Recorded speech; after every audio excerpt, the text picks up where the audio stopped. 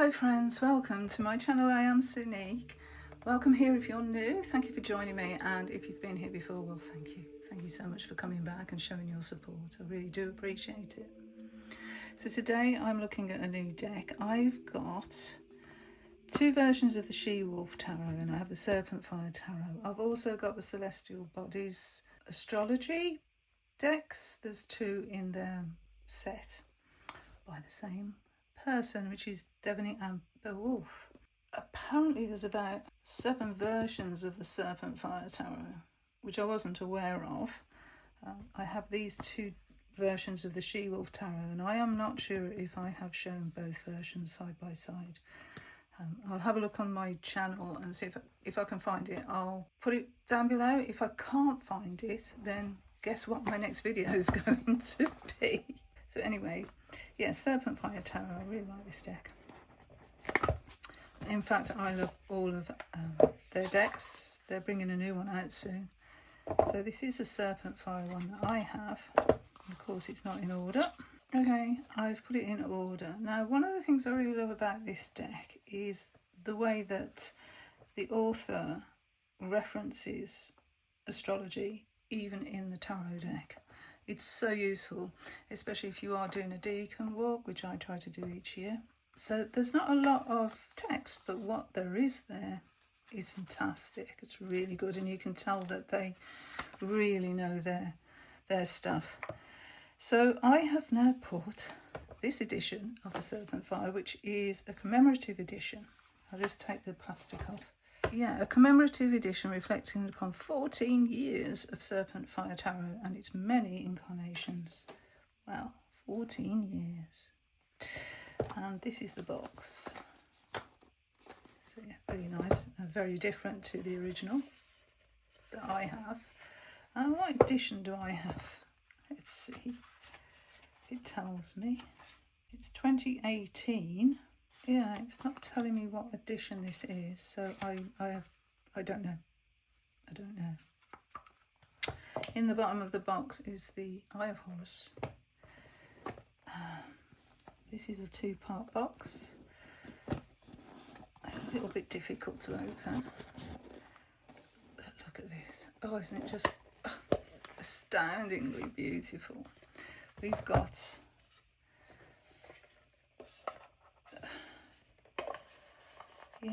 that repeated, this image here, which is nice nod. Oh, I just love the artwork in these decks. This is the guidebook.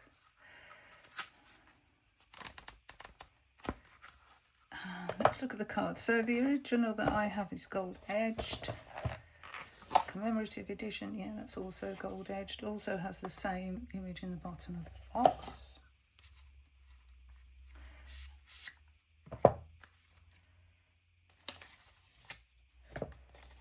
Now, some of the images are going to be the same, but I am presuming that some of the images will be different, and that's what I'm interested in this video.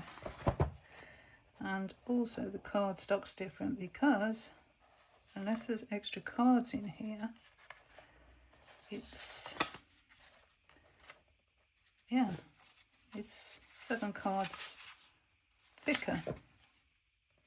So that's a little interesting, isn't it? Guidebooks to see about the entries, if they're the same. Yeah, they're the same entries as far as I can see. Obviously, if there's different images in the deck, then there will be different guidebook entries. So this could be a quick video, I don't know.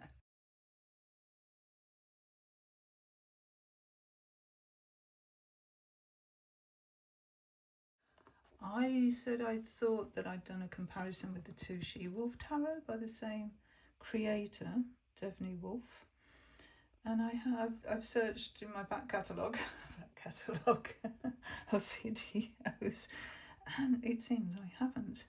And so I thought I would, because there are some card differences in this deck, unlike the Serpentfire, although the hues and the saturation of the colours had changed, the actual images were the same.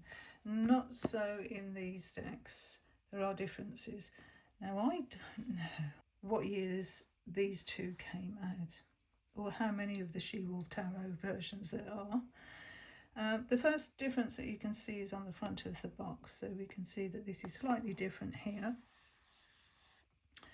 Then on the backs, it looks the same, but there are differences. Okay, I will, without further ado, let's have a little look at them. I'm going to just come out a little bit. Okay, so here's one version,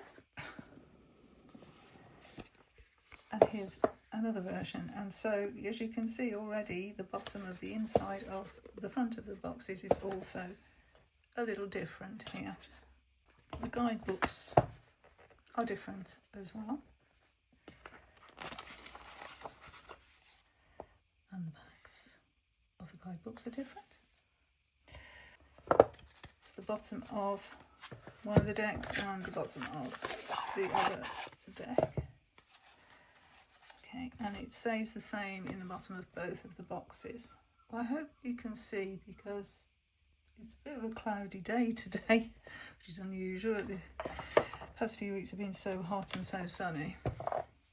Okay, so on this version, I've got this beautiful pink edging here. These are the backs. Then on this version, the same, but in gold. So you can see the difference there, hopefully. And the backs. The backs are completely different. Also, there's a difference in size. Even though there's the same number of cards, yet again we've got a difference in thickness, which we did in the Serpentfire as well. Let's see.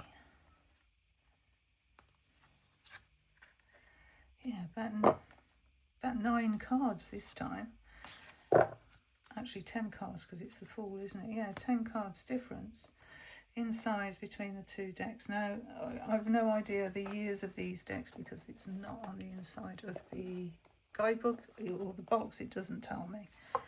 So if you do know, let me know, because I've had these decks a long time, and yeah, I can't remember when I got them. And I've got a lot of decks, and I can't remember when I got half of them. And it was my intention actually to video every deck I've got at some point, so for my own records really. But anyway, let's get on with this. Right, so there are some image changes in these decks, so let's just go through. This is the Fool. There's also colour changes as well, subtle. I mean, that's a little bit more pink in that one Fool card. It's the Magus,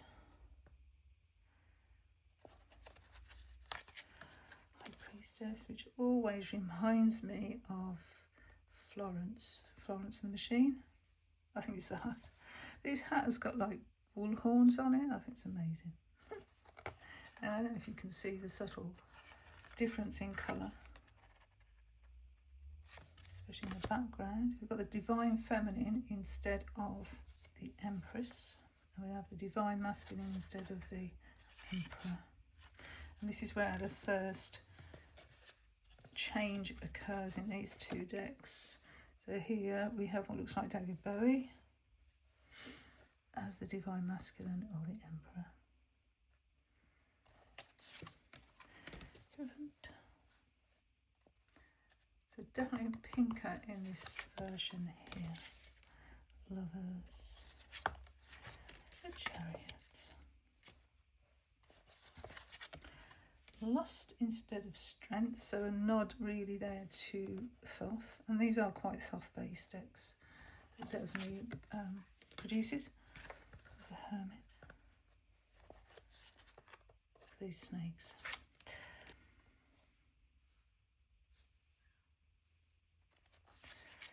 Balance instead of Justice. And we've got a change again in the figure. Hanged Being instead of Hanged Man. It's the Death card. So can see rather Egyptian themed decks. Temperance, very pink, light pink. The Devil card. Will of Mars instead of the Tower. Star.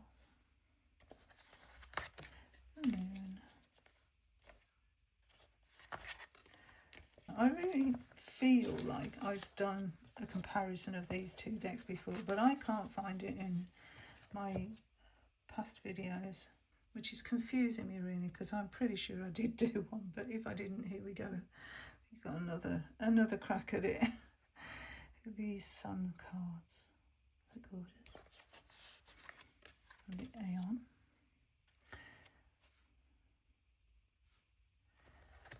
And then the Cosmic Union. So you can see there's also name changes, and we have 2 extra cards, Saturn and Mercury, the 2 planets. Here's the one suit now. The 2 totally different. One's running there towards the erupting volcano, and this one's looking back at us as if to say, are you coming too? There's the 3 and the 4, 5. There's the 6, 7, 8. Don't like this card. Never like that card. The 9 and the 10. Page.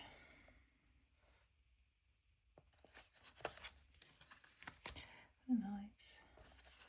Queen. King. They seem such epic landscapes, don't they, in these cards? It's like another world almost. Okay, there's the Ace of Cups. Look at all that power emanating from the cup. 2. The 3, 4, 5. 6 has changed.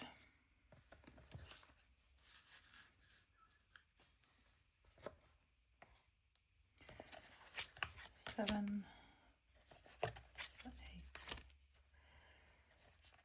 9. And the 10, Page, Knight, Queen, and the King. I am rushing through these because they're such known and older decks. Then I would say there's a lot of really good videos detailing them. Yeah, if it's going too fast, just hit the pause button. If there's a card you particularly want to see. And I remember talking about this 3 of Swords. It's one of, I have a few favourite 3 of Swords cards, and these, or this is one of them. You see the perspective's changed a little bit from one to the other. But the reason I like this is because the way that we've boxed ourselves in by the way that we're thinking. And I think it's really relevant here, the way that it's been portrayed. We've isolated ourselves, not seeing things clearly.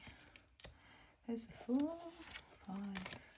And as I said in my other video, the last video, the reason that I like these decks, one of the reasons, not only the artwork, which I love this artwork, and the Egyptian theme, but also the fact that there's a lot of astrology in these decks, which I think is amazing. This 9 of Swords, screaming. 10. Page. And we've got Nuit. If that's how you pronounce the name, if it's not Nuit or what, but the Egyptian goddess there. Queen. of Swords. The King of Swords is Taurus and Gemini. The keys are high intellect, innovation, shrewdness and science. The artwork, illumination. The body of a woman flows and spirals in the shape of a golden ratio. It's a symbol that's witnessed all throughout nature, from micro to macrocosm, hurricanes, galaxies, DNA molecules. The list goes on. Many artists, musicians and architects have captured its beauty over millennia. The Giza pyramids have this proportion. The Parthenon. The song Lateralus by Torm, 1618. Whatever that means, I'm not sure. Stretching into infinity. The combination of Taurus and Gemini makes for a keen innovator and creative spirit, divinely and mathematically possessing and expressing the world.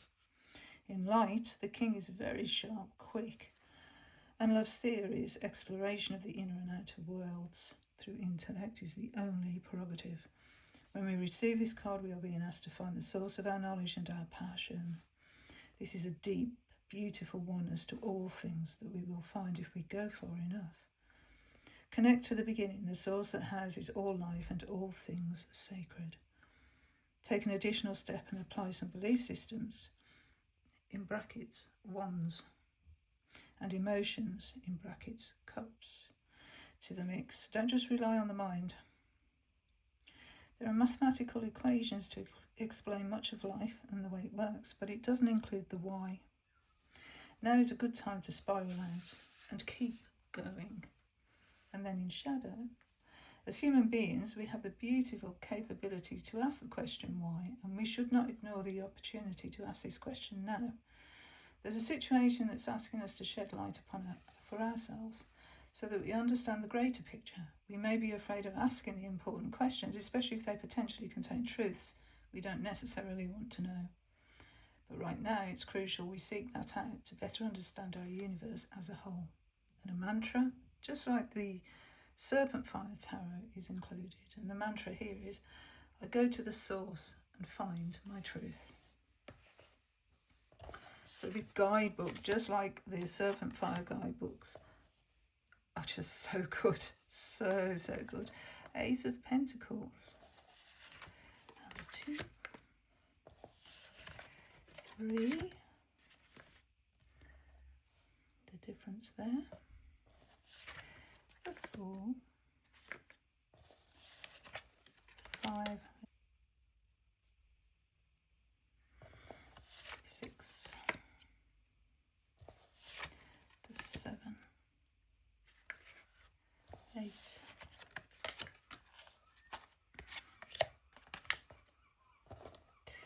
There was a TV programme back in the 60s called The Prisoner, set in Wales.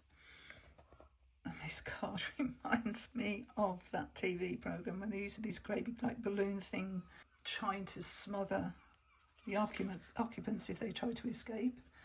Yeah, it was called The Prisoner, and they used to shout, I am not a number, I am a real man, or something like that. But yeah, it reminds me of that. It used to give me nightmares when I was a child. 9 of Pentacles. There's the 10. Page. Knight. Queen. And King. Now, let's look at the Divine Masculine, the Emperor. That's what I want to look at. Together. Because they're quite different images. We've got that goddess again there. So in this version, Aries, of course, for the Emperor. And keys, patriarch, divine masculine, male archetype, father, God, virility, selflessness and guidance, which is the same in both. Artwork, illumination. Here it says, a young David Bowie appears in his ancient Egyptian garb, flanked by two obelisks and housed by the goddess Nut. He represents the softer, more graceful ruler that is in touch with his feminine qualities. He shows himself as connected to the earth, which is the obelisks, and the cosmos, which is Nut. And then in this one, artwork illustration, a man reaches for a gold upright pyramid, representing the male principle. We also see the result of alchemy here, turning lead into gold. He bears ram horns, an emblem of the sign of Aries. Aries takes us swiftly into action, into motion, as it cultivates the inner fire with youthful vigour. The meanings are exactly the same in both books. So it just references the artwork difference, but the meanings are the same. So we've looked at a couple of cards. Let's look at a court card. There we go, Page of Cups. And it just says Venus.